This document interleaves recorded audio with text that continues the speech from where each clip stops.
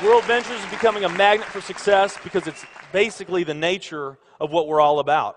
It's hard to believe how much ground we've covered in such a short period of time. You know, in our first year, we did about 15 million in sales.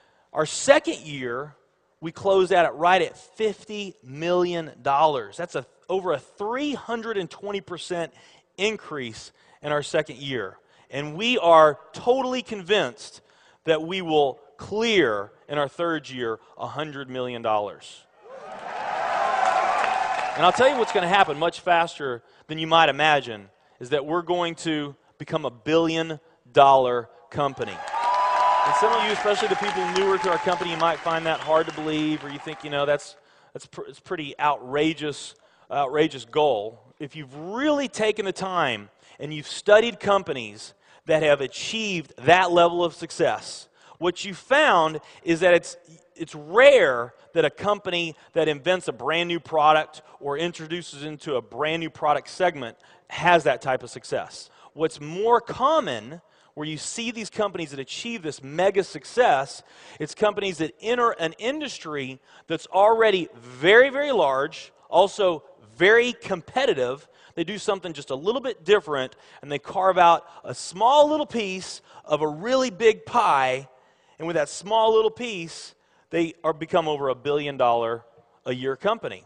A great example of that is Cheesecake Factory. I mean, we all know how competitive and how big the restaurant business is. And Cheesecake Factory, they're not doing something that much different than everybody else. They're doing things just a little bit different. But they are a super success in business today. One of my favorite examples is Starbucks.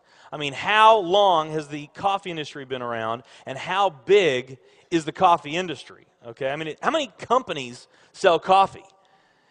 Starbucks, doing it just a little bit different.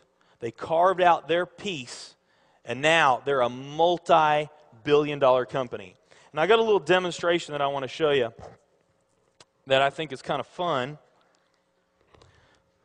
The coffee industry is $100 billion. So $100 billion every year is spent around the world on coffee.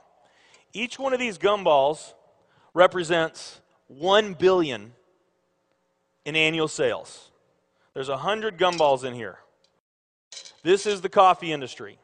So Starbucks, if they want to, let's say they're brand new and they're starting out, and they've got this goal to become a $1 billion company, they need to carve out 1% of that pie. So they would need to have this much of that pie, 1%. So it's really, you know, a small percentage of this overall pie. They've been more successful than that. 2, 3, 4, 5, 6, 7, 8. They do about $8 billion in sales. That's a pretty significant portion of the entire worldwide global sales of coffee. The nutrition industry is $226 billion every year is spent on nutrition. So again, each one of these gumballs represents $1 billion in sales. So here's the coffee industry, here's the nutrition industry. And by the way, you may not know this or not, but over half of all the network marketing companies on the planet today, they're nutrition companies. Now let's talk about the travel industry. We need a bigger base here. All right, here's the travel industry.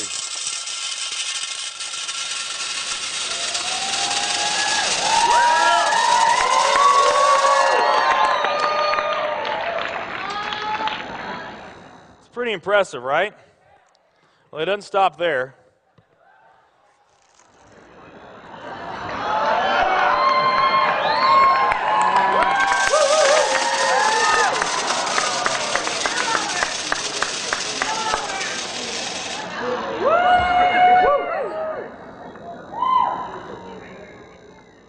That's pretty big, right?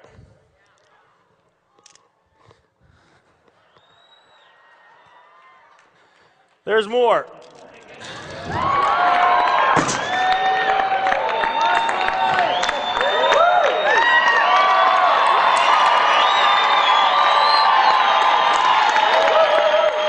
But wait, there's more.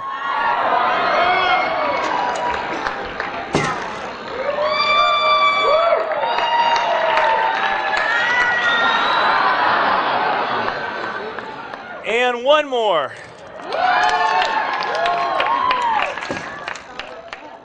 All right. So here's coffee.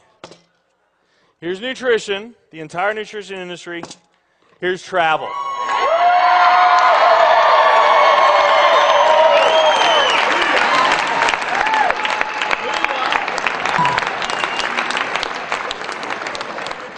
Travel industry is $7 trillion every year spent on travel.